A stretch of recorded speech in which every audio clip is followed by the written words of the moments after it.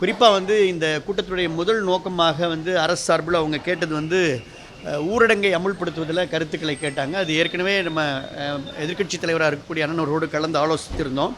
அதனால் ஊரடங்கு என்பது கடந்த கால நம்முடைய முதல் அலையில் மாண்புமிகு நம்முடைய எங்களுடைய தலைவர் எடப்பாடியார் காலத்தில் ஏற்படுத்தியது போல் கட்டுப்பாடுகளுடன் கூடிய முழு ஊரடங்கை முழுமையான அந்த ஊரடங்கை அமுல்படுத்தணும். அப்போ தான் வந்து அந்த செயின் லிங்கை, அந்த சங்கிலி தொடரை நாம் அறுத்தறிய முடியும் அப்படின்னு சொன்னோம். அதே நேரத்தில் ஒரு இன்டென்சிஃபை லாக்டவுன், அந்த முழுமையான ஊரடங்கை நம்ம அமல்படுத்தும் பொழுது மக்களுக்கு எந்த விதமான பாதிப்பு இல்லாமல் முதல் அலையில் அங்கே நம்ம முதலமைச்சர் அவர்கள் அப்போ வந்து என்ன பண்ணாங்கன்னா, நம்ம டவுன் பஞ்சாயத்தில் அதே போல் முனிசிபாலிட்டியில் ஊரகத்துறையோடு நம்ம வந்து விவசாயத்துறையோடு சேர்ந்து அக்ரிகல்ச்சர் டிபார்ட்மெண்ட்டோடு சேர்த்து குறைந்த விலையில் காய்கறிகளை, மளிகை பொருட்களை, அதே போல் நம்ம பால் போன்றவற்றை வீடுகளுக்கே நம்ம வந்து டைரெக்டாக கொண்டு டோர் ஸ்டெப்பில் கொடுத்தோம். அதனால் அது போன்ற பணிகளை வந்து அரசு மேற்கொள்ள வேண்டும்ன்ற கருத்தை வலியுறுத்தணும் ஊரடங்கு சார்பில். அது போக வந்து 5 முக்கியமான பாயிண்ட்ஸை வந்து நாங்கள் அரசுடைய கவனத்துக்கு கொண்டு வந்தோம். குறிப்பாக வந்து நம்பர் 1 வந்து இன்றைக்கி வந்து எல்லாமே வந்து ஒரு ஆக்சிஜன் தேவையோட அவங்க மருத்துவமனைக்கு கடைசி நேரத்தில் ஒரு 40-50% நுரையீரல் பாதிப்போடு வரக்கூடிய அந்த நிலை இருக்கிறது. அதனால் ஏர்லி இன்டர்வென்ஷன், ஏர்லி டயக்னோசிஸ் ரொம்ப ரொம்ப முக்கியம். அதாவது ஆரம்ப நிலையிலேயே அந்த நோயை நம்ம கண்டறியணும். ஒருவருடைய நோய் தொற்று ஏற்பட்ட ஒருவரிடம் வந்து இன்னொருத்தருக்கு நோய் தொற்று கண்டிப்பாக பரவக்கூடாது. ரொம்ப ரொம்ப அதான் முக்கியம். ஸோ அதை நம்ம எப்படி பண்ணணும் அப்படின்னா, நம்ம ஏற்கனவே நம்ம அம்மாவுடைய அரசில் செஞ்ச அதிகமான காய்ச்சல் கண்காணிப்பு முகாம்கள், நிறைய வந்து ஃபீல்டு ஃபீவர் கேம்ப்ஸ், இதெல்லாம் நம்ம ரொம்ப இன்டென்சிஃபைவாக பண்ணணும் அப்படின்ற அந்த கருத்தை ரொம்ப சொன்னோம். அதிகமாக அந்த டெஸ்ட்டு வந்து இன்னும் அதிகமாக எடுக்கணும். ஏற்கனவே நம்ம எடுத்த ரேஷியோவுக்கு, நம்ம இப்போ உள்ள ரேஷியோவுக்கு வந்து நம்ம அதிகமாக டெஸ்ட் எடுக்க வேண்டிய நிலையில் இருக்கிறோம். குறிப்பாக நீங்கள் பார்த்தீங்கன்னா இப்போ ரொம்ப கவலை அளிக்கக்கூடிய ஒரு விஷயம் அப்படின்னு பார்த்தீங்கன்னா, பாசிட்டிவிட்டி ரேட் வந்து 20% இருக்குது. ஒன்று. இன்னொன்று பார்த்தீங்கன்னா, நம்முடைய ஒரு நாளைக்கு 36,000 கேஸ் அப்படின்றப்ப 3 நாளில் 1 லட்சம் பாசிட்டிவ் கேஸ், புதிய கேஸ் வருது. அதுக்கப்புறம் பார்த்தீங்கன்னா, இது பிறகு ஆக்டிவ் கேஸே வந்து 2.25 லட்சம் கேஸ். இன்றைக்கி நேற்றுனுடைய அரசனுடைய அதிகாரப்பூர்வ அறிவிப்புப்படி 2,74,000 கேஸ் ஆக்டிவ் கேஸ் இருக்குது. இது ரொம்ப ரொம்ப நம்ம கவலைக்குரிய விஷயம். மற்ற அதர் ஸ்டேட்டோட நம்ம கம்பேர் பண்ணுறப்போ ரொம்ப கவலைக்குரிய விஷயமா இருக்குது. ஸோ அதனால் வந்து அரசாங்கம் வந்து போர்க்கால அடிப்படையில் ஒரு பன்முக நடவடிக்கைகளை வந்து எடுக்கக்கூடிய கட்டாயத்தில் இருக்கிறது. அதை நீங்கள் எடுக்கணும் அப்படின்ற இதே கருத்தை நான் வலியுறுத்தினேன். அது அதிகமான கோவிட் சென்டர், அதிகமான health centre, Covid health centre, அதிகமான நம்ம வந்து ஸ்பெஷாலிட்டியோ எல்லா ஸ்பெஷாலிட்டியோட கூடிய புதிய மருத்துவமனை உருவாக்கணும். இப்போ வந்து அம்மாவுடைய ஆட்சியில் முதலமைச்சர் வந்து கிங்ஸ் மருத்துவமனையை 750 படுக்கைகளை உருவாக்கணும். இன்றைக்கி அதுதான் ரொம்ப சிறப்பாக இன்றைக்கி அரசாங்கத்துக்கு பெயர் எடுத்து கொண்டிருக்கிறது. அதே போல் ஓமாந்தூர் மருத்துவமனை ஒரு எக்ஸ்க்ளூசிவ் கோவிட் மருத்துவமனையை நம்ம உருவாக்கணும். அதுதான் முதலமைச்சர் தொடங்கி வச்சாங்க. அப்படி அம்மாவுடைய ஆட்சியில் உருவாக்கப்பட்டது போல் இது புதிய மருத்துவமனைகளை ஸ்பெஷாலிட்டி உள்ளிட்ட, ஏன்னா ஒரு கோவிட் கேர் சென்டர் நம்ம திறக்கிறது ரொம்ப ரொம்ப எளிதான காரியம்.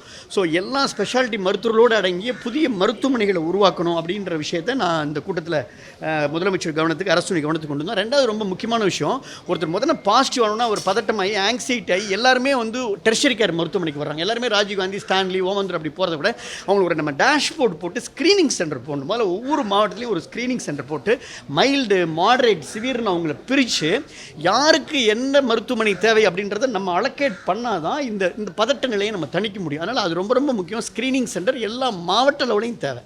ஸோ மாவட்ட அளவில் அதிகமான கேர் சென்டர், ஹெல்த் சென்டர், மருத்துவமனைகளை உருவாக்கி ஸ்க்ரீனிங் சென்டர் உருவாக்கணும். இப்போ 90% ஆக்சிஜன் சேச்சுரேஷன் உள்ள ஒருத்தர் தனியார் மருத்துவமனை ஒரு படுக்கையை ஆக்கிரமிச்சிட்டா ஆக்சிஜன் டிப்பாகக்கூடிய 70% டிப்பாகக்கூடிய ஒருத்தருக்கு நம்ம படுக்கை கொடுக்க முடியாத நிலை ஏற்படுது. ஸோ அதெல்லாம் தவிர்க்கணும் அப்படின்னா இதில் வந்து நம்ம ஸ்க்ரீனிங் சென்டர்ஸில் உள்ள மருத்துவர்கள் தான் வந்து ரொம்ப முக்கியமாக அதில் அந்த அலாட் பண்ணணும் அப்படின்ற கருத்தை நான் முன் வச்சேன்.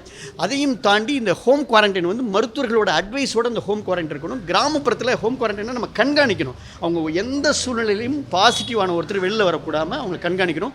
ரொம்ப ரொம்ப முக்கியமான விஷயம் சிடி ஸ்கேன் பொறுத்த வரைக்கும் இன்றைக்கி வந்து பார்த்திங்கன்னா ஆர்டிபிசிஆர் நமக்கு நெகட்டிவ் வருது, சிடி ஸ்கேனில் 50% மேலே லங் இன்வால்மெண்ட் வருது, சாரி கேஸ்ன்னு வருது. ஸோ இவையெல்லாம் அவங்கள வந்து நம்ம இந்த கிளாசிக் சிம்டம் இருந்தால் தாமதப்படுத்தாமல் இவங்களை முழுமையாக வந்து கோவிட் பேஷண்ட்டாகவே நம்ம வந்து ட்ரீட் பண்ணி அவங்களுக்கு உரிய சிகிச்சையை, முழுமையான சிகிச்சை கொடுக்கணும்.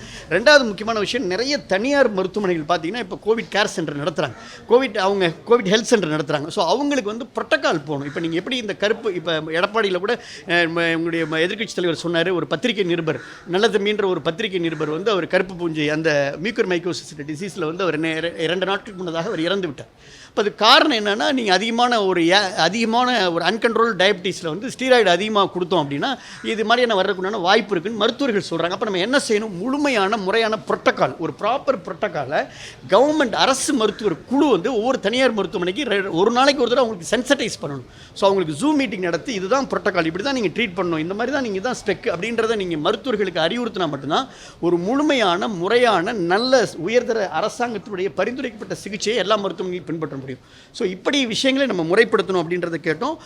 ஒரு ரொம்ப தலையாய விஷயம், ஒரு அரசாங்கத்தினுடைய டாப் மோஸ்ட் ப்ரையாரிட்டி இப்போ வந்து ஒரு அரசினுடைய தலையாய கடமை என்பது ஆக்சிஜனை வழங்குறது. அதில் தான் முதல் கவனம் இருக்கணும் அப்படின்ற கருத்தை அனைத்து இந்திய அண்ணா திராவிட முன்னேற்ற கழகம் சார்பில் நாங்கள் கடுமையாக வலியுறுத்தி இருக்கிறோம். அது மட்டும் இல்லை, கிராமப்புறத்தில் இப்போ கூடுதல் கவனம் செலுத்தணும் அப்படின்ற கருத்தையும் ரொம்ப நாங்கள் சொல்லிக்கிறோம். ஒவ்வொரு மாவட்டத்திலையும் டிஸ்ட்ரிக்ட் ரீஹாபிலிட்டேஷன் சென்டர், அதாவது போஸ்ட் கோவிட் கிளினிக், அதாவது கோவிடால் அவங்க வந்து மீண்டதுக்கு பின்னால் அவங்களுக்கு வந்து போஸ்ட் கோவிட் கிளினிக்கை நம்ம ஏற்படுத்தணும் அப்படின்ற அந்த கருத்தையும் நம்ம எங்களுடைய அனைத்து இந்திய அண்ணா திராவிட முன்னேற்ற கழகம் சார்பில் நான் சொன்னேன். குறிப்பாக வந்து நம்முடைய அண்ணன் எடப்பாடியார் அவருடைய காலத்தில் ஒரு வலுவான சுகாதார கட்டமைப்பை முதல் நிலையில் நம்ம ஏற்படுத்தணும். அதே போல் இப்பவும் வந்து நம்ம 3வது அலை வரக்கூடாது, வர வேண்டாம். ஆனால் நம்ம வந்து ஒரு ஃபோர்காஸ்ட் பண்ணணும். மருத்துவ வல்லுநர்கள் விஞ்ஞானிகளை வச்சு நம்ம வந்து வரக்கூடிய வாய்ப்புகள் இருக்கா, நோய் பரவல் எப்படி இருக்குது, நோயினுடைய தாக்கம் எப்படி இருக்குது அப்படின்ற விஷயத்தை நம்ம அலசி ஆராய்ந்து ஒருவேளை அது வருவதற்குண்டான வாய்ப்புகள் சாத்தியக்கூறுகள் குறைவாக இருந்தாலும் நமக்கு தேவையான கட்டமைப்பை முதல் நிலையில் நம்ம உருவாக்குனது போல் மிக வலுவான சுகாதார கட்டமைப்பை ஆக்சிஜன் படுக்கைகளோடு 3ஆம் அலையும் எதிர்கொள்வதற்கு நம்ம வந்து ஏற்படுத்தணும் அப்படின்ற கருத்தையும் இந்த நேரத்தில் நாங்கள் முன் வச்சிருக்கிறோம் அப்படின்றத இந்த நேரத்தில் உங்களுக்கு தெரிவித்துக்கொள்கிறேன். புரியல? இல்லை, அதுதான் நம்ம அனைத்து இந்திய அண்ணா திராவிட முன்னேற்ற கழகம் சார்பில் ஊரடங்கு என்பது முழுமையாக முறையாக, அதாவது கட்டுப்பாடுகளுடன் கூடங்கிய முழு ஊரடங்கு ஏற்படணும். அதே நேரத்தில் அதில் வந்து மக்களுடைய வாழ்வாதாரம் பாதிக்காத அளவுக்கு ஏற்கனவே முதல் அலையில் செஞ்சது போல் அரசு துறைகளை, நகராட்சி, ஊராட்சி, உள்ளாட்சி துறைகளையும் அதே போல் அக்ரிகல்ச்சர் டிபார்ட்மெண்ட்டையும் இணைச்சு டோர் ஸ்டெப்பில் மக்களுக்கு தேவையான அந்த காய்கறிகளையும் பால் போன்றவற்றை டோர் ஸ்டெப்பில் கொடுக்கணும். தன்னார்வலர்களை முழுமையாக ஈடுபடுத்தணும். மக்கள் வெளியில் வாகன சோதனையை ரொம்ப அதிகமாக நம்ம கண்காணிக்கணும். தேவையற்றவர்கள் வெளியில் வர்றதை தவிர்க்கணும் அப்படின்ற கருத்தையும் முன் வச்சோம். தேங்க்யூ.